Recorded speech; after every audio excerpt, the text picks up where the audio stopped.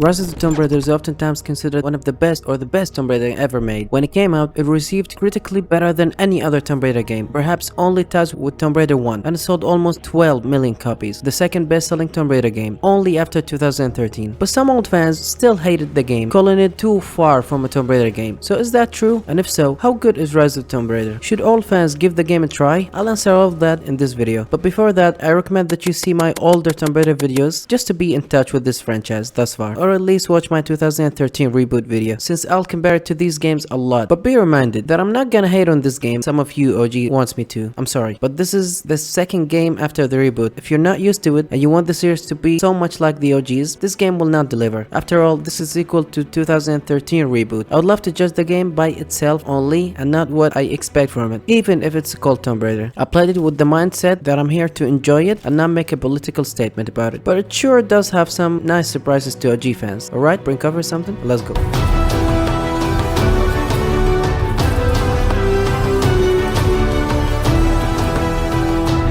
This game approach to direction and storytelling is similar to 2013, but it does have quite few takes on it that I really appreciated. This is the next step for the survivor Lara. After the events of Yamatai in the first game, Lara is now searching for her father's long goal, which is immortality. After an intense dialogue with Jonah, Lara finds herself quite lost and confused, not really focused on what she should do next. Be a maniac and obsessive towards this work that drove her father crazy and away from his personal life, or chase something bigger, which is immortality. So she goes to Siberia to find clues about the divine source, but suddenly she is followed by a group called Trinity to find the divine source, and here the story starts. I'm not gonna spoil much more, but know this era definitely feels like the next step. I was quite interested and scared by the end of 2013. I thought it hyped her next journey too much, but dare I say I was wrong, and they did live up to the hype. This game tells a story of dedication, taking risk, changing hardened views set by our ancestors, challenging the world, family, and so many other messages. The divine source and the immortality theme, while it sounds stupid, and it should sound stupid, at least on paper, but this game does it in a way it doesn't feel cliche and over the top, but it serves as a way to expose what would happen if in fact there was such a thing. Will the world truly be better if such thing exists? The easy answer is no. As a human, we're in fact filled with greed and so many disposable features that will consume our very way of thinking if immortality can be achieved. So the story, or the main line, felt quite the opposite of a cliche. Of course, you can call it stupid and generic and call it a day, but once you overcome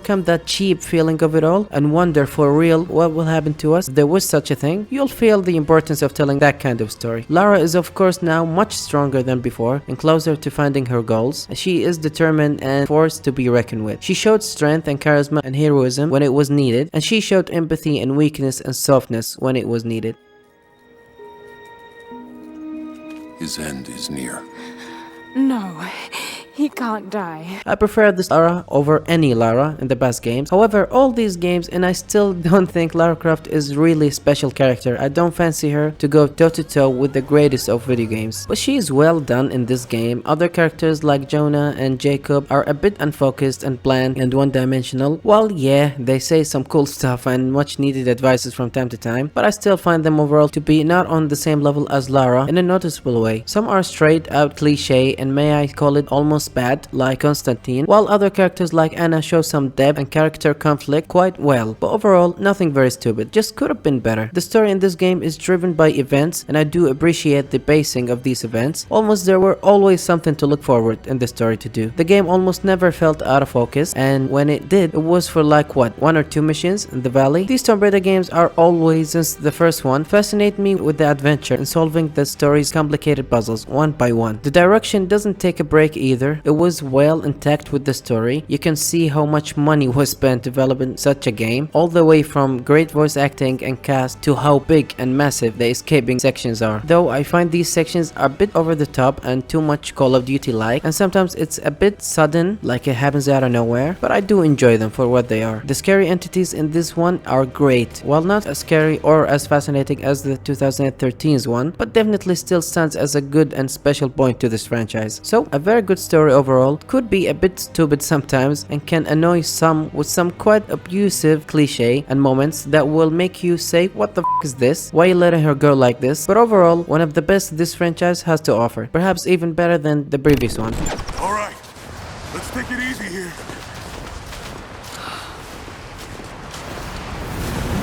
This wind is crazy!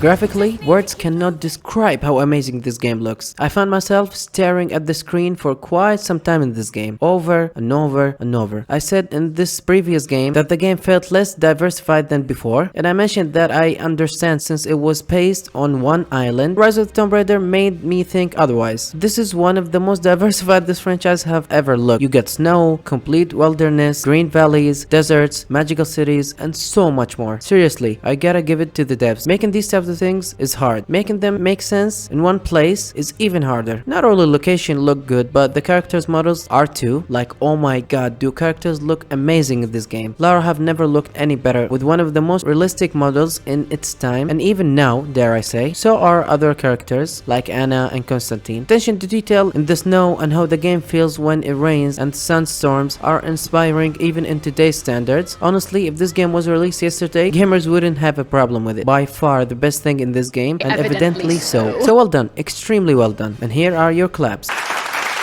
Soundtrack was pretty fitting to this entry, but I find it less appealing than the first one, though almost everywhere I go there was some kind of instrument playing in the background, so that's that.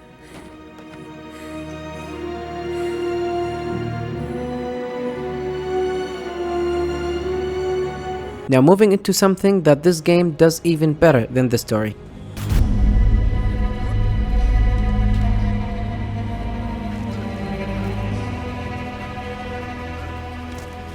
This game approach to gameplay is quite brilliant and simple. If it's not broken, don't fix it, but alter it a bit just to feel new. And so it did. The game is clearly a continuation to 2013, and evidently so. But many features return from that game, and I'm here for it. Most likely you'll be doing the same thing as you did a lot in 2013.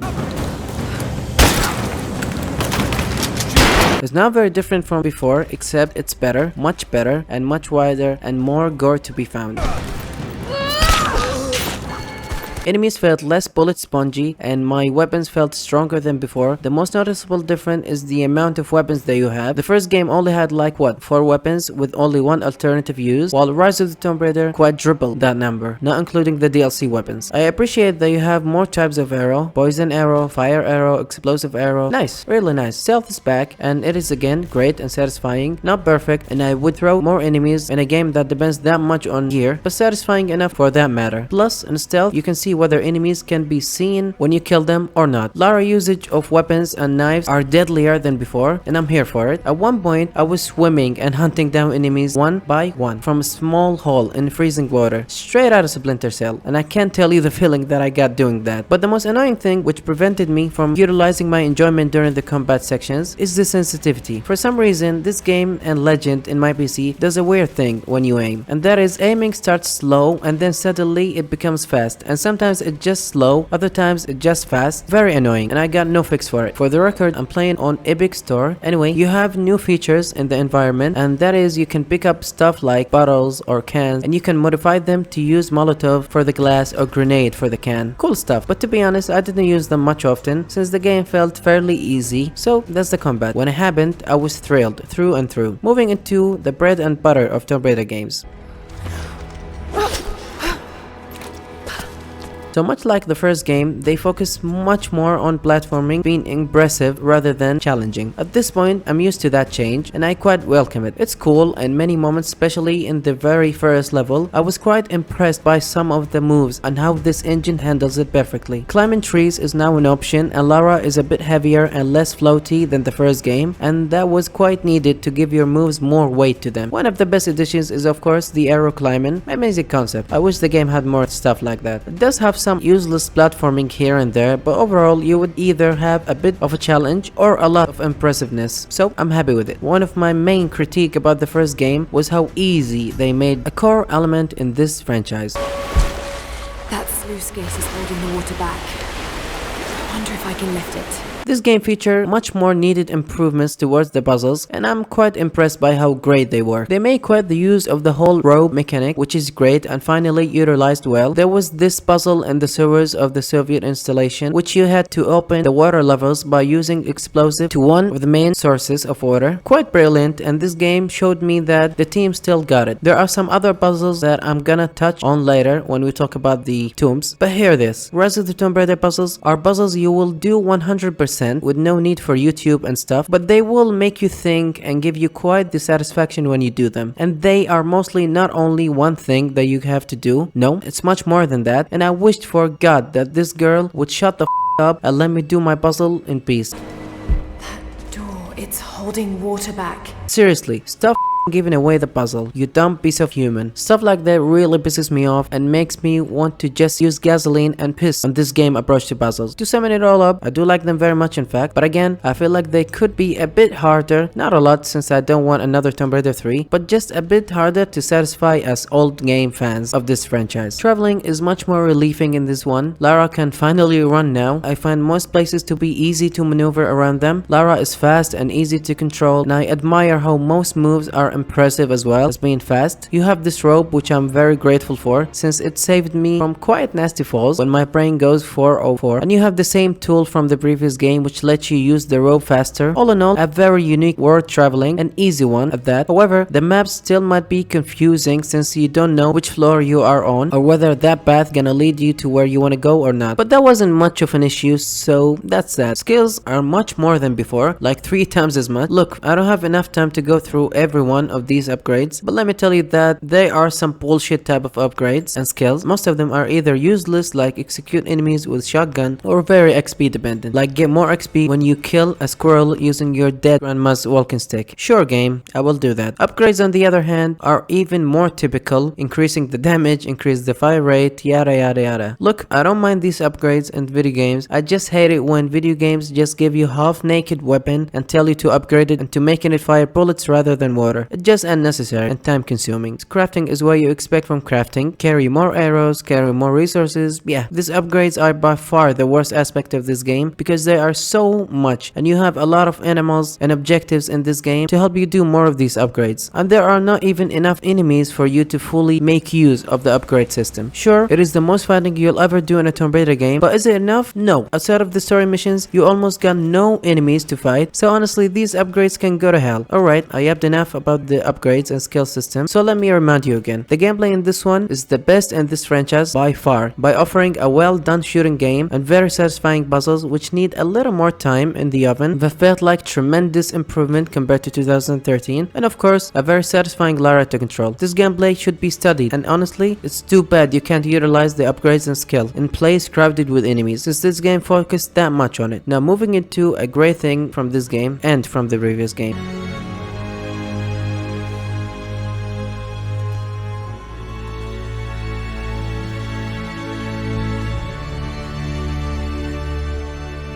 It's fantastic, fantastic, fantastic. One of the more rich open worlds I've played. So again, it's not really an open world, but multiple open areas for you to explore. All of them have a fair amount of objectives, challenging collectibles, and they all are quite diverse, and you will not see the same place twice. You will have all the weathers you've studied. I really lost hours and hours just immersed in this beautiful world of this game. It sure does have some stiffness, learned from Ubisoft unfortunately, but it still wipes out all of their games easily. There's a bunch of things that you can do or collect. I'm not gonna talk about each and every one of them, so let's talk about what's important, starting with of course the tombs. So tombs in this game are amazing and I accept them noticeably more than whatever shit show that is. In Rise they are rich and hide lots of things to collect and explore. They give you a special skill that's not available in the skill tree once you finish them. That's amazing. It's more of a motivation to let me finish them. So with a puzzle not one dimensional like 2013, for example like this one, there's a crate that you have to balance it well to throw it down. Or of course this amazing water puzzle, you have to burn this cloth but you can't since there is so much water. So you might think you're gonna have to drop the cart only. Psych, bet your 2013 puzzle enjoyer ass. No, you have to connect it with this rope here and then it would drop down to the cloth place and then it stops the water so you can burn it. Wow, I'm just speechless. Now at one point I had to use glasses and fire to open a door and that mechanic only found it for this one tomb. This is rich design and I respect it. Much better tombs than 2013 tombs. All the criticism is that they are few, like 8 only in the whole game or 9, and some tombs puzzles can be a bit straightforward, but overall good tombs and definitely one of the many highlights parts of this game. There are also crypts, which is basically a big, I don't know, like maze, but cave shape. So it's not very clear where you need to go, but I guess that's the whole point of a crypt. I don't like them as much as I like the tombs, but they are alright. And this game now does offer side missions. They are few and versatile, like destroy 4 drones, bring resources, nothing really worth talking about. They are here only for the game's length, but since the mechanics of this game are great, I'm pleased to do them, so I enjoyed the side missions. Another type of missions are the challenges. Just like the first game, destroy number of things or collect number of things, only here they are more special and more enjoyable to track. One time I had to get the chickens inside the fences.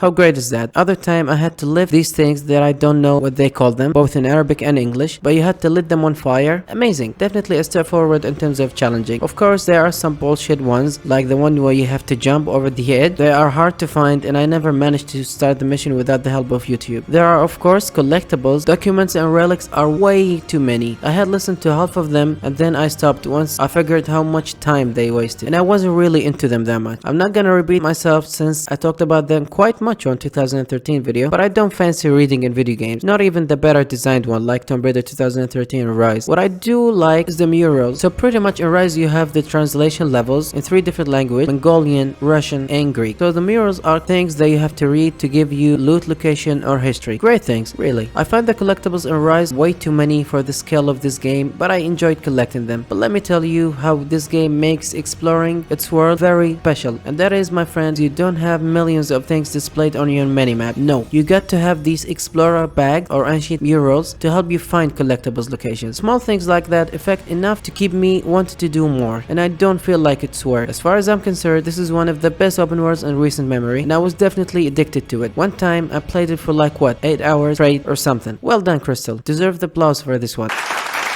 So that's it about the campaign. If you haven't played it because it's way too different, you're missing out quite a lot if I'm being honest. And this is a must play in my books. The only thing holding it back for me was not including outposts in a game which focused that heavy on upgrades and shooting. Like it really should have been a thing. Otherwise, what's the whole point of collecting hundreds and hundreds of collectibles and tens of upgrades and skills? To make matter worse, there is a merchant where you can buy from him even more upgrades. Outside of the story missions, non-combat focused objectives can be found, but well, it is what it is. Moving into what makes almost third of this game.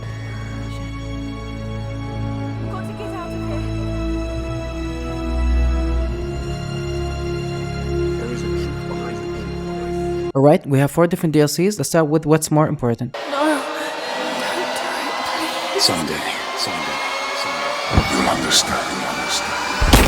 This is pretty much a DLC you can finish almost in the third of this game. You have to investigate a witch which is responsible for killing and missing people. Pretty decent, but I'm both disappointed and pleased with this one. It does on one hand have the hardest puzzle in this game, which is this damn elevator, and I like the boss fight at the end even though it's way too simple. And I love the freaking ice puzzle, like that is pretty damn clever. You have to control 2 doors that let air come in or out, but I also hate the plot of this DLC and I'm very disappointed at the end. I know if I'm from certain regions where this legend of Baba Yaga is famous, I'll be more interested in it, but as for me, I see the twist quite bland, and though well done, I found it empty when it finished. I also hated the guts out of the last area where you have to go back to loot, especially the last document, which was developed by the devil himself. Otherwise, it's pretty cool to get more hours in, and it's kinda special to be honest. Yes, to Lara Croft, a current tenant of premises. This is to serve as your... It's the second story DLC. It's set in the Croft Manor. Yup, you heard me right, the Croft Manor. But it's not as you think. You have to get the wish from your father's safe to guarantee that Lara shall inherit the Great Croft Manor after his death, to show it to her uncle. An uncle stands for Lara's mom's brother. In Arabic, we have a word for both the brother of your mom and your dad. But you guys got nerfed in English by not having that. Or do you have it? I don't know. Anyway, this is a story-driven DLC that has everything I hate in a Tomb Raider game, which is looting, documents, and relics. Only in this time, some of them are essential, but I find myself surprisingly enjoying it, and I even enjoyed reading here all the 90 collectibles. I managed to get all of them except for 2, and I read them all. See, I can be nerdy when I want. Anyway, there's some decent puzzles to open the safe code where you actually need to use your brain. If all of the puzzles in this game are like this, I'll give this game a 10 out of 10. Blindfolded. Anyway, after finishing it, you can go back and explore the croft as you like, and again, this one I enjoyed as well. Surprisingly more than the first DLC, even even though it goes against everything I stand for. Before we go into the rest of the DLCs, I have to give a shout out to our boy here, loot boxes. It's 2015, not seeing this coming would be too Jonah for me to do. Anyway, you can open loot boxes and gifts you receive if you have the 20-year collaboration, and of course, after finishing some missions and open world stuff. Don't worry, they won't affect the main campaign, and yes, you don't have to purchase anything inside the game. You can get these challenges to get more credit, open more crates, or you can just get outfits and bunch of perks. Let's move on into the third DLC now.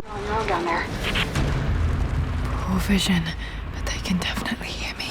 This is one of the better DLCs. You have to investigate and stop chemical weapon that affects men by radiations. So you'll see almost zombies or half dead people affected by this weapon. Of course, your object is to stop it, and I like these puzzles here where Nadia will give you an introduction on what you have to pull, rope or crank, and she even can read the wrong instruction and get messy. If not... Damn it, not again. Laura, stop. I just read the wrong instruction. By the way, what a great voice actor this girl is, Nadia. Truly remarkable. I wonder what other games she did. Anyway, it's much softer than the previous two, and I do like it. You can of course use the challenges or perks you get in the market here to make your day worse or better. The artifacts are out here. This might be my only chance. I'll signal you when I'm ready. Very neat idea. You are stopped in Siberia wilderness with no food, guns or ammo, and you have to survive as much as you can and take artifacts until you can summon a helicopter by putting this thing on fire. I love this one. There's a meter for your temperature and a meter for your hunger, so you'll gather food or warm near campfire and stuff. It's not very easy. In fact, it could be hard sometimes if you are not careful like me and go straight forward without scanning the area, but overall a very solid experience, which I wished more devs take that kind of risk. To add more flowers to this mode, you can play it in cooperative. Yeah, Tomb Raider game with co-op, but unfortunately, at least with my friend, we couldn't manage to play since he was very laggy. Probably server issues. Playing it in cooperative is of course a better experience, but playing solo is almost as fun, and I had plenty of moments in this mode. Kinda reminds me of COD Zombies, the best DLC in this game without a doubt. So here it is, all the DLCs covered. Now moving into extra game mods. The first one we got Lara's Nightmare. It's self-explanatory. Lara is having a nightmare that her dad is angry with her, so you'll fight zombies with limited ammo and try to survive. I enjoyed this one very much. If anything, this is even more Call of Duty Zombies than the endurance mode. I wish there would be more blood here, and I also hate how enemies soft stun lock you by doing too many attacks at once, but I enjoy what we got, and it is very scary and unsettling. Second extra mode is the replay missions. It's pretty simple. You can replay missions if you forget the plot or missed a few things. Third extra mode is replaying the missions Elite, same as before, only this time you have your guns upgraded from the main story. Pretty decent stuff. Fourth extra mode is the score attack. In fact, a very unique mode where you have the game leans more towards the arcade style, collecting points or killing enemies to gain more scores. A very fun way to replay the missions with a twist. If I don't get to make the video about Shadow of the Tomb Raider, I'll be spamming that play button on this mode, best believe. Final game mode, Remnant Resistance. This one is custom missions made by other players, pretty decent and unique to help the game's life cycle more and more. So that's all the DLCs and extra modes covered. They are almost as fun as the campaign, with tons of premise and DLC done well, which is doing something very unique that you couldn't do in the main story. Give me your craziest idea. Do innovative things. Be creative. I respect that about Rise.